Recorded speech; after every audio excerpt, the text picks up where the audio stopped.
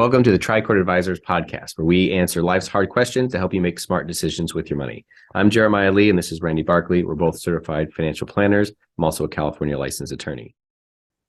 All right, Randy, I got a call yesterday. Really? I got a call on my cell phone while I'm at work, and it said that I had missed jury duty. On your cell phone? On my cell phone. They knew my first name and they knew my last name. And they gave me a call on my cell phone and said I had missed jury duty. The judge had issued something and I failed to appear. And what was I going to do about it? And in the conversation, first of all, the caller didn't know you were an attorney, right? No, and didn't. I mean, it was a real person. It wasn't a machine. Right. It was a real person. So in the course of the conversation, I mentioned that I was supposed to be a jury as well as I was supposed to be a material witness. And I just made the comment, well, those are two very different things. Kind of silence for a little bit. And then as we talked a little more, I said, or we spoke a little more, I said, if this is real, I'm having a hard time believing it is, but have the court mail whatever it is to my home. Not giving my address, of course, but knowing that the court, if it's real, would have my address, and the person ended up hanging up. So I'm 99% convinced. And the sheriff didn't show up at your front door. No sheriff showed up, yes. And so I think it was fraud. I'm highly confident. I think it probably crosses that line. That's right. And what we're talking about today is those fraud. There is so much out there right now of calls to your cell phone, emails. How do you keep yourself safe? We have had a number of clients in the last, I'd say even a couple of years, even a couple of months, that have either nearly avoided something. It's ramping up. There's no question. At least the incidents that I'm talking with clients about, I am really surprised by what's happening here just recently. Yep. And one of the articles that we read about kind of these fraud and scam things, it was breaking down how much by each age group. Mm-hmm. There's younger folks, kids going to college, people in their 40s and 50s. But the largest group is 60 plus. Yeah, 60 plus is. You're kind of looking at me when you say that, so it makes me feel like I got a target on my back. You're the target, right? And it could be because the scammers feel that you who knows, a myriad of reasons, right? Right. But that is the age group that is the primary target for these scams, and we are seeing them all across the board. So we're going to jump into some of the scams that we're seeing and how to avoid them. But I'm going to start off a little bit of why are we so easily tricked? Yeah, I mean, that's really the key issue, is that you would think we'd be on guard, right? I mean, you hear a lot of stories, you read, the news is full of it. You read a lot of things about people losing, the amount of money that's being lost. Even the IRS is getting scammed, for crying out loud. Well, and they say, and the idea is like, well, I'm smart. And it is not skewed by IQ or skewed by demographic or anything. It's all across the board. People getting taken advantage of. Very smart people. There's even talking about the Theranos, I think are you talking about the gal from that misled all those people up there? Right? They were. What is her name? Big board of directors. Elizabeth. Yeah, Elizabeth Holmes. Yeah, all the boards of directors folks who were there. Those are bright, brilliant. I mean, she has some really highly capable people that were on her board of directors, and I'm thinking, really? Nobody actually ever saw this machine work? Yep, and they got tricked. So a few of the reasons, there's had some psychologists, we had a few articles on some psychologists looking into this. Why are we so tricked? And the first one is a truth bias. They say, if we don't believe most of the things that we see, you can't operate in the world.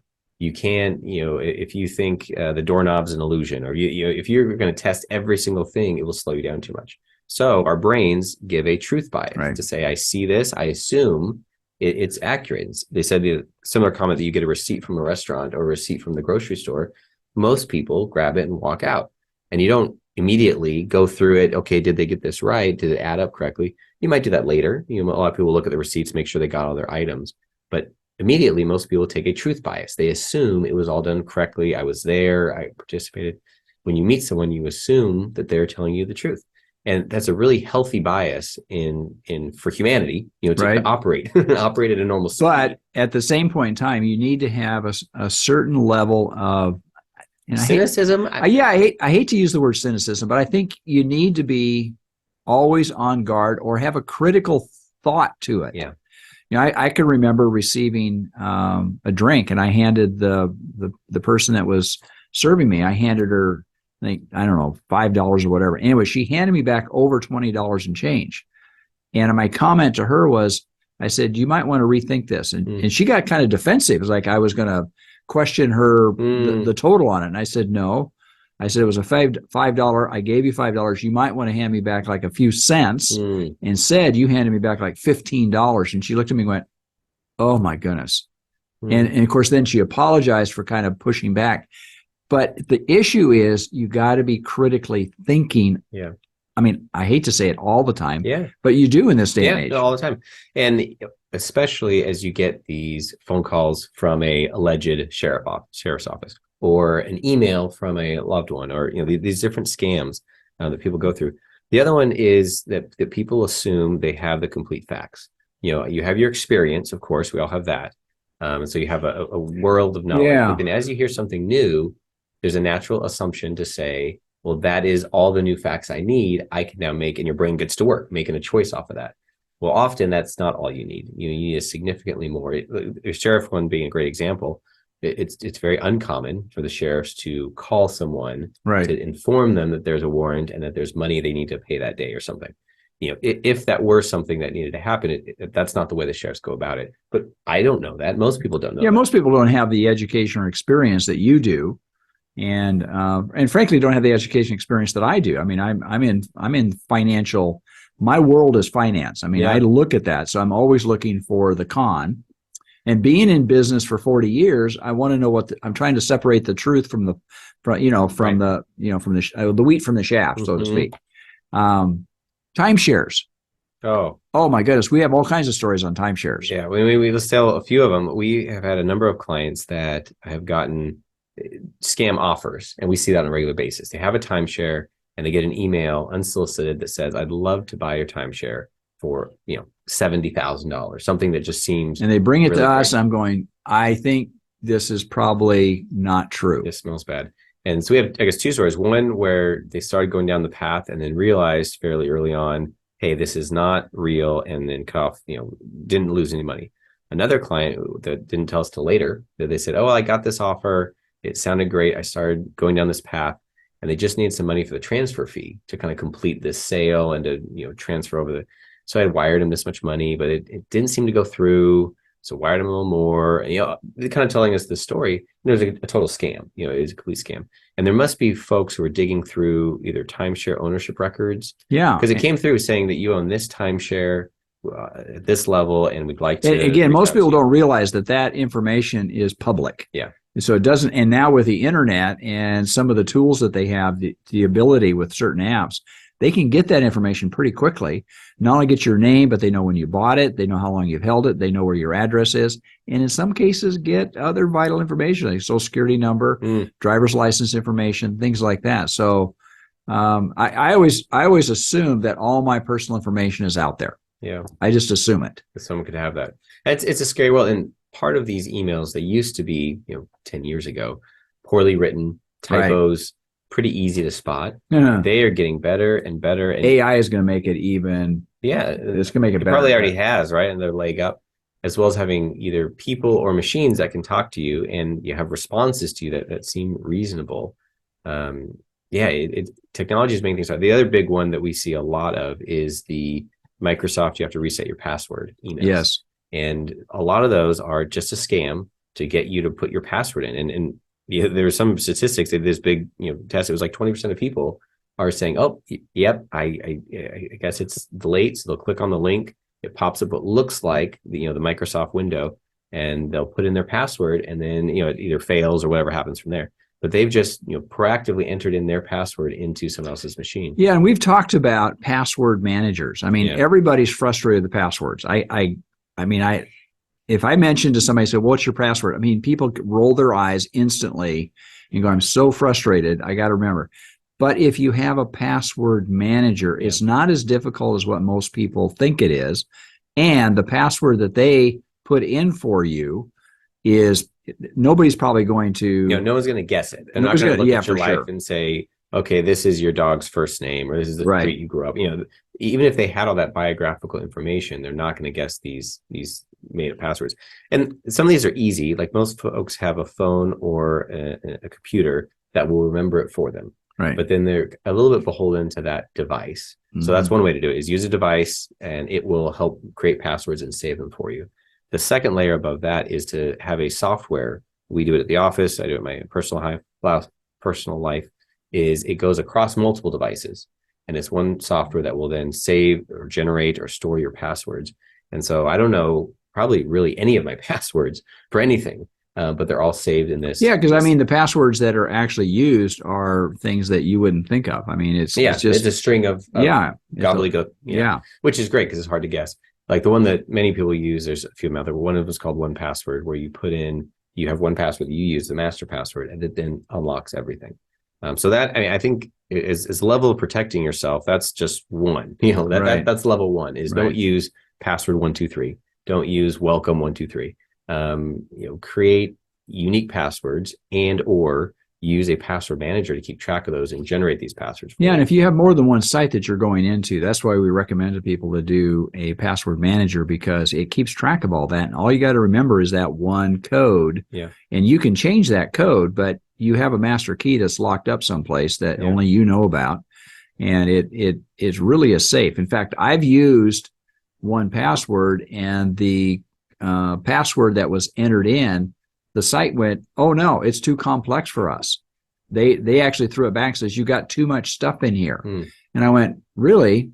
So I went back to the site and I said, "You need to allow 1Password to adjust my password here." And I haven't heard back from them yet, but it's that complex, but it's not something I'm trying to remember. It's something that this 1Password does. Yeah, let's manage it for you. That's a good one. We'll talk a little bit in the next section on things that you can do to help protect yourself. So Right. we'll take a quick break. We'll come back. We'll talk more about fraud, why we're subject to it, how to avoid it, and some of those best practices. So come on back. So when somebody reaches out to you and you have they kind of get you off guard, right? They call you, you get an email, whatever. You have to remember that at the core of what they're doing, if it's a fraudster, if it's a scam, they want money. Anytime that comes up that they want money, your antenna should go up. Your resistance should be very high. You should be building walls around yourself. And I don't care what your age is, when somebody reaches out to you, and if they're telling you a story that's too good to be true, or they're threatening you, or whatever that is, we recently I just talked with a client. She was down and she was talking with her stepmother. She had to go to, her father passed away, and she was across country, and she spent several days with her stepmother, flew back. All of a sudden, she got a phone call from her stepmother. She said, "I got a phone call from somebody. It sounded just like you. Are you okay?" And the conversation, come to find out, somebody had duplicated her voice to the degree that it sounded like her to her stepmother. And they were asking for money. Says she was in trouble. She got arrested. You have to send money right away. And she's an older lady, not knowing that probably isn't the way it works, but she was at least paused. And then she was able to get a hold of her her stepdaughter, and said, "Did you call me? It was this." And she said, "No, I didn't." But it's insidious. Right. I mean, they reach into your greatest emotions, but all fraud, all scams, they want money. Right. They want money.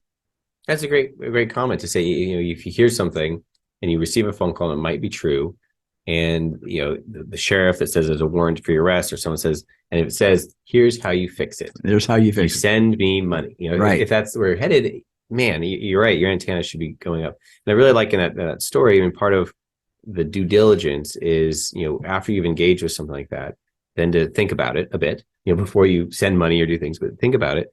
But then also to, call the if it's claiming to be a loved one, call the number that for that loved one. Right. Call that person's spouse, call that person's, right.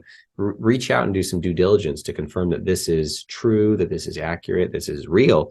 I mean, even when you think of artificial intelligence, I mean, my voice is being recorded right now. Yep. It's on YouTube, it's on the radio, it's available for. And you have a really good radio voice, by the way. Face for radio as well. It's great.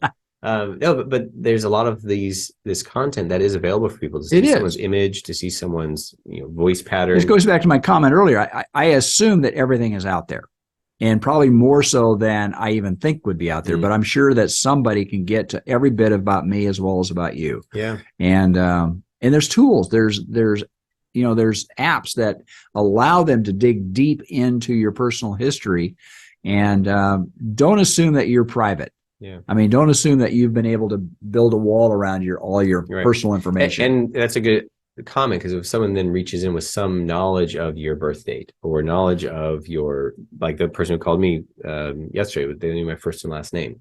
Well, then they must be Right. legitimate. They must Right. have some, that cuts a little bit to one of the other bias. We haven't talked about it yet, but there's a bias of precision that when we as humans hear something that seems precise, we also anticipate that it is true. It's true. And And what's a good illustration of that? There's a few. So one, they knew my first and last name. So if they say, "Hey, is this the current resident?" I'm not. I'm not worried about that one. If they say, "Is this Jeremiah?" Oh, well, yeah. Is this Jeremiah Lee? Oh, okay. Well, now you've got my full name. There's some level of precision. The other one that was just interesting was a good example. They did a study on house prices, and house prices that say was $350,000. They looked at how that was negotiated, where the final price ended up based on the listing price, or if the house price was $350,500. If you got a number past the zero, and they found that statistically, if you had a number on the right side of the zero, if you're more specific in the number, the ultimate closing price was notably higher than it was otherwise. And they felt that anchor, whenever you put out the kind of the first offer, that it kind of anchors the price. That anchor was a bit stickier and stronger because it seemed more precise. My house is worth $350,427. Well, you might ask one, that's a very specific number. Like, how do you know that? Well, I have a valuation or I have something. But even without showing you the valuation, if you just say that number, the other party assumes that must be more precise. It's more believable, is what you're saying? It's more believable because it's precise. And that doesn't mean it's true. So when someone calls you and says you owe $350, you have to pay it now, versus you owe $375.17, it seems like maybe it's real because it's a precise number. So just things to be careful of, as people are looking to scam you, not to be swayed by assuming the truth, assuming you have all the facts, assuming because they have a precise number that is true. So we talked in the first segment a little bit about using a password manager and how useful that is for your kind of online presence.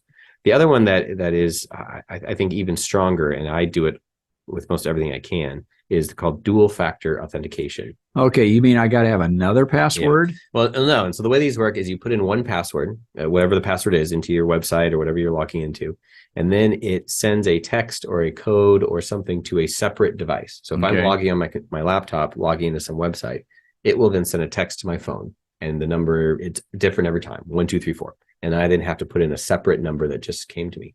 I wear an Apple Watch, so it's nice that the two come together. Yeah, but you're really high tech. Yeah. What about for somebody like myself? You just gotta have your phone sitting there, right? But basically, in order to hack into some website that I'm using, someone would need to know my password, so they know something about me, and they also physically have to have my phone, or spoof my phone, or something. So there'd have to be two pieces they get. And if someone has my password, maybe that's somewhere on the dark web, maybe that's somewhere accessible. For someone to have my password and my phone is a much higher a dual authentication becomes a higher threshold to get over, right? And you can do this with most websites now. Even my Gmail does this. If I log in from a different device, I get a text on my phone that says, please authorize. And we're getting more and more sites, by the way, just professionally that we're working with that require a dual authentication. And they require another device that they're sending that information to that you've already indicated to the site or the whoever you're providing that information from, getting that information from, that this is your cell phone or this is your office and things like that. So I mean, it's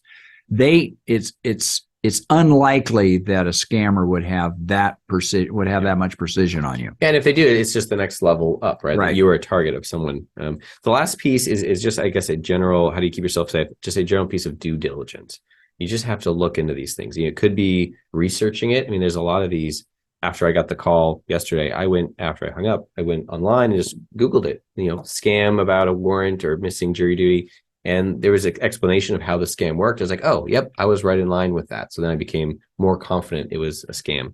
So researching it is one, independent of wherever it came from. You would go to a separate site to research it. If it's someone claiming to call you that they know you or someone's in trouble, to disengage from that phone call and then call the person, your family member, at the number that that it belongs to them, is a key one. And the other, I think, is just to ask family and friends, like to not do this alone. Right. If you're an older person, I think it's really important that you have somebody that you can rely upon, whether it be a family or a friend, but somebody that you could call and say, this just happened. Does this make sense to you? Yep. And I think that pause and asking somebody else will make you kind of think it through. I always tell my kids, think about it. Don't, take some time away from the decision process and let me think about it. And then you'll come back. Oftentimes you'll probably make a better choice than at the moment, right? Yeah. Yeah. In that key moment. There's a good. So I want to, I guess, circle back a little bit that, fraud is out there. They're getting better and better. And so to protect yourself, you have to get better and better. And the key targeted age is over 60. Yeah. And I mean, the people that we talk to, one of the comments that I make to them, as I said, when you become a client, you still want control. You want to be able to make decisions. I mean, nobody wants to give up the keys to their car, right? Nobody wants to move from their home. So they want control. The same thing with investing in the issues that we deal with, they want control. But we as advisors to them, we want to make sure that they have that control, but we also want to make sure that they're protected. And so the question is, how do you do that? How do you have a fine line? I mean, we have clients that are starting to have cognitive disorders. They're starting to lose their short-term memory. They don't have the same ability. In some cases, they know it. Other times they don't. That's where we bring in family members and friends and other counselors to come alongside with our clients to make sure that what decisions we're making, what they're ultimately making, is the best decision for them. Yeah. And again, I always come back to it. You want control, but you also want to be protected. Yeah. And how do you do that? And even this conversation, I mean, we have clients in their 50s, 60s that, are cognitively, they're great. They're in the prime of their life, right. But tuning up how they engage digitally is a key item. So, I mean, we try and do holistic planning. So we try and touch on everything. It's not just, managing finances, but how people, dream, how they vision, but also how they relate to the world around them. And this is a key piece to keep people safe from fraud, frankly, just losing a big chunk of money. So if you missed any part of this episode, you can find us online. You go to our website, tricoreadvisors.com, or you can also find us on YouTube. Until next week, folks, may you grow in wisdom and knowledge. Thank you for listening.